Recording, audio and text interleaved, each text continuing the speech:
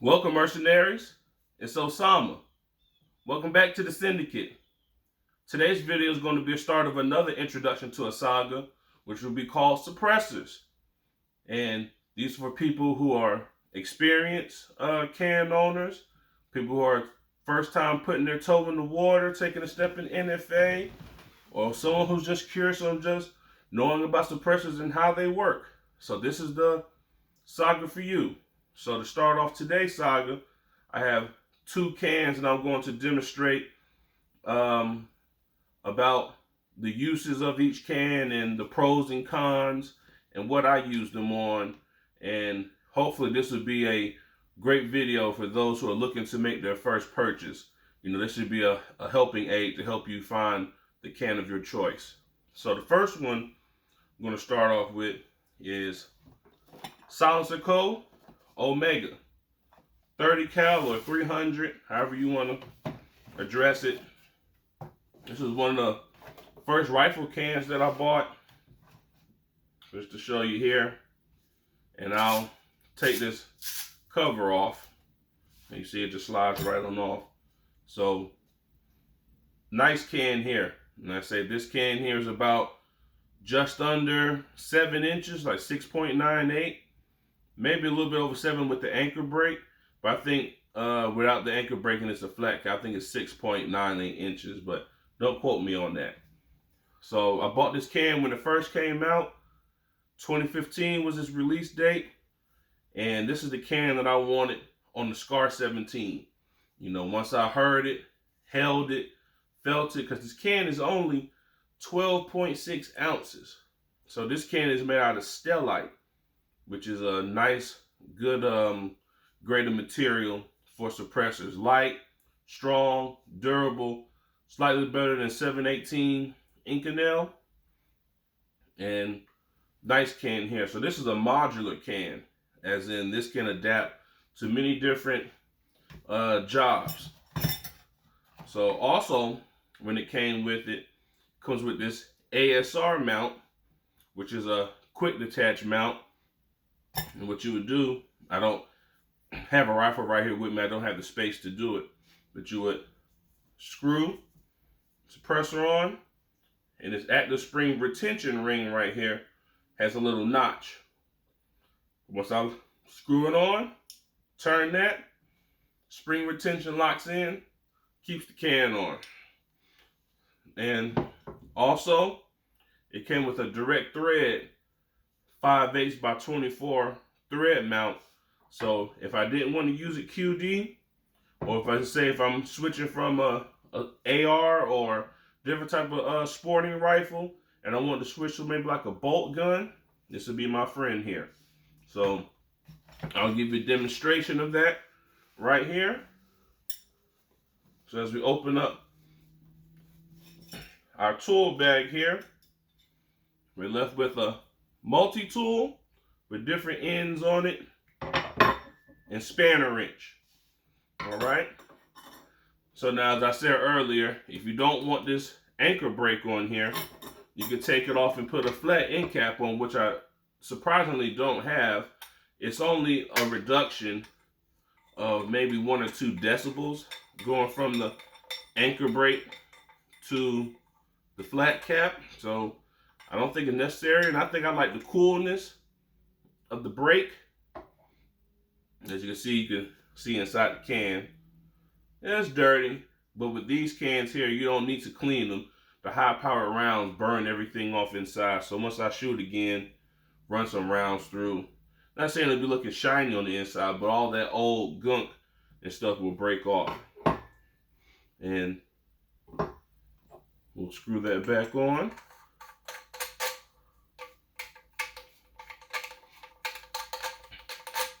And this can is rated from 5.7 to 300 Win Mag. So lots of variety of calibers you can shoot with this. And as you can see, when I did with this tool here, I have this little end tool here with the prongs on. I just slip right on in there in the holes, grab in there, spins right off. So another one of these is for trying to tighten up if you had a mount. So different size mounts and different barrel sizes, this tool will, definitely come in handy. And spanner wrench here will be used to take off the ASR mount. I haven't done this in a while, so hopefully, and look, it breaks off even. They just sit and sit and sit, and after a while, if you don't loop the threads, it will get a little hard to take off. So I'm looking in here now, and I can see that it's pretty dirty, but the threads are clean enough to where they're not going to seize up. And as you can see there, wow. So direct thread attachment, screws right on in. And now that I think about it now, I want to say with the ASR mount and with the anchor brake, I want to say it's well over 7 inches now. But here you go. And just to make sure that lock tight, find our holes, and just give it a little tight squeeze. There you go. So I just went from quick detach to non-QD, or regular traditional direct thread. My thing is, when I was choosing the can, for this one, it was just going to be dedicated to the scar. But I said, hey, I can give people more opportunity to shoot different things in case they don't have a ASR brake and they want to try it. Screw off the ASR mount, direct thread mount, and now you can go on someone else's gun and they can enjoy it. So one thing about this can here, very modular, light for its weight, and it's also full auto rated, 5.56. So 5.56 full auto rated. Haven't shot any full auto scheduled rifles to give my can some color. As you can see, it's still just the original color from the factory. But maybe sometime soon. Maybe sometime soon. So I'll just go ahead and so one thing about it too, make sure that you have your holes lined up. It does get a little tricky. So there we go. And there we go.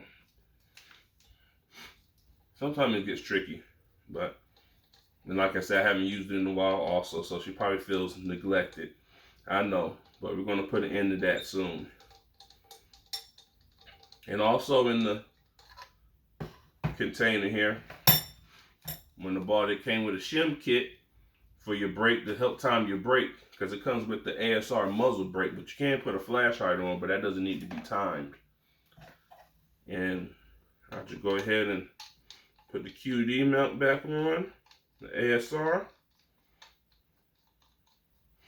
All right, and what I like to do is I keep it like that.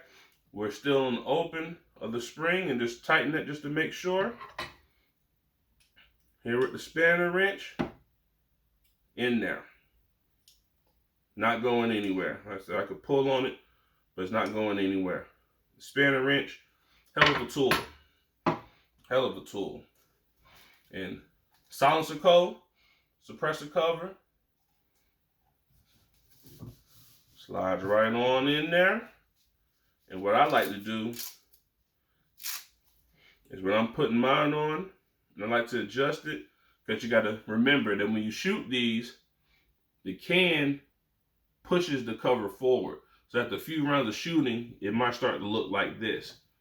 Won't damage the can whatsoever, but all that gas is going to get stuck inside your cover here, and all that fouling and smoke and burnt powder will be locked in your can fabric, So just a thing.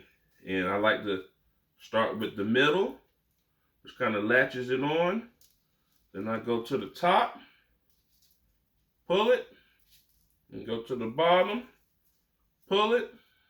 They're kind of about universal, about the same length of pull on the tabs, and she's locked on there, not going anywhere until shot under the force of recoil. So that's the Silencer Mega. Like I say, very modular can, Can adapt to almost anything. Full auto rated. Good can to have. Good can to have. Been one of my favorites. A lot of people have bought this can. You know, once I let them shoot it and they heard it or they experienced it, see it was minimal point of impact shift, and helped Southco sell many of these units. That's topic for another day. Now, Thunder Beast Arms Corp Ultra 9. This here is a direct thread model. And if you probably didn't know, you say, wow, he keeps his stuff in the box. Or he at least keeps it all together. And just how it came, with this little sleeve over it. Slides right on out. Now this can here, it says direct thread. You see this little piece in here? That's a direct thread insert. Now, Thunder Beast does have the option, if you don't want to go direct thread anymore and you want to go QD with their tune brakes or thread over muzzle brakes, send it back. They'll slide this little piece out. Then just the opening here will be ready for the QD attachment. Slide it on, twist it, right on in there. So this can here is the direct thread model, which weighs a little more because the attachment is here. So if I want to remember, this is 13.7 ounces for a 9-inch can. That's what I said, Ultra 9. Ultra series goes by the length of the can for the model. So they have 5-inch model, 7-inch model, 9-inch model. So I always wanted full suppression, quiet this thing out. When I bought it, this came out, I think, 2015 also. I probably got this around maybe 2016. Like I say, usually when we take this out shooting on the bolt guns, quietest can out there. And by far the lightest. Now, I've heard the CGS Hyperion, which is a pretty good metering can also. But I'm loyal to the Thunder Beast. Ray and Zach and those guys out there in Wyoming, keep it up. Very big fan of the product. And I said this is a long-range precision shooter's can. So this very much minimalizes point of impact shift. You don't have that big weight hanging off the end of the gun. Like I say, very maneuverable, even at 9 inches. Very nice can. And this is rated up to 300 RUM or 300 Remington Ultra Magnum. So more powerful than 300 Win Mag, but still can handle this. But the thing about this, since this is grade 9 titanium, the firing schedule is a bit altered. So since this is a grade 9 titanium can, in a precision can, it wasn't meant for as many shots in a short amount of time. So they really recommend you shoot 10 to a dozen rounds, no more than that per minute. And I really wouldn't even go beyond that, depending on what caliber I'm shooting. If I'm shooting like 308, I'd probably maybe do like 15 in about 2-3 minute time frame. But you don't run this in no full auto. This will melt, and Thunder Beast is going to laugh at you when you try to send it in for warranty work, because they're more than likely not going to accept it. So another thing about this can, and been wanting to get one, haven't grabbed one yet, but I'm going to get an Armageddon gear suppressor cover to match my prize bolt gun, which hopefully I have ready soon for major shooting videos coming up. Just waiting on a few more items for it before I present it out. And this was the can that I wanted for that rifle, for that precision rifle that I have. So, another dream gun, dream setup. Like I say, haven't shot no more than, if I had to guess, probably no more than 200, maybe 100, no more than 150 rounds through this, from 308 to 300 Win Mag, 6.5 Creedmoor. Just has been a solid can throughout its life. And hard to beat it for the value. Like I said, this can was a little bit more pricier than the Omega. When I got the Omega, it was $8.99. This was around $1,100. So just to let you know that these cans, you know, some cans are worth more than some people's guns, you know. So always take that in heed, that when you come out with these ideas for a purchase, that you remember that when you get this and you start to wait, they're going to have another product that's better than the one that you just bought. That's the only bad thing about these, but hopefully the new E-forms will take care of that. Also in the box, Doesn't come with any tools because none are needed. But just paperwork. It gave me a thank you card, you know, of a little. And then the also gave me 50% off Thunder Beast Orange Corp training class, which I've never even used or signed up for. But hopefully I can take Ray up on his offer and hang out there with those guys in Utah or Wyoming, wherever they shoot, because they're out there in that Midwest or close to West Coast, like Wyoming area. So they do a lot of shooting out there, long range at that. So I'd love to hang out with those guys. Also came with a sticker. So Thunder Beast does a great job. Like I say, it's the gold standard in precision rifle cans. Gold standard. That was the 30P1. And then now with the Ultra series, it took it to another level. And now they have the Ultra Gen 2, which this, if I got an indirect thread, would be the same weight as the Gen 1 without the direct thread, which would be 11.9 ounces. So just imagine, wow, that's about a 10%, 15% weight reduction. And it's about 4 to 5 decibels quieter than the Gen 1. Makes this a solid pickup if anybody's looking to get a precision rifle can. Now, that's just my experience. Been with the Thunder Beast. And when this comes to precision, that's all I'm going to is Thunder Beast. Now, you do have other companies out there that do make good cans. But when it comes to the gold standard, I don't settle for less. I want the best of the best, and I'm willing to pay to make sure I get the best. So, all right, well, that's it for the briefing room today on rifle suppressors. So, we've covered a dual can, which I can switch to a different mount, full auto rated 5.56.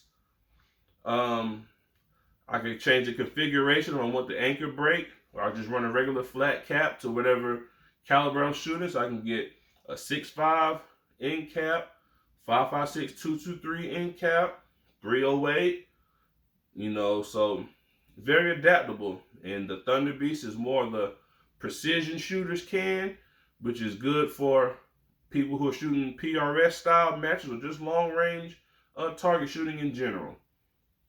Thank y'all for tuning in again to the briefing room at the Syndicate. This is Osama signing off.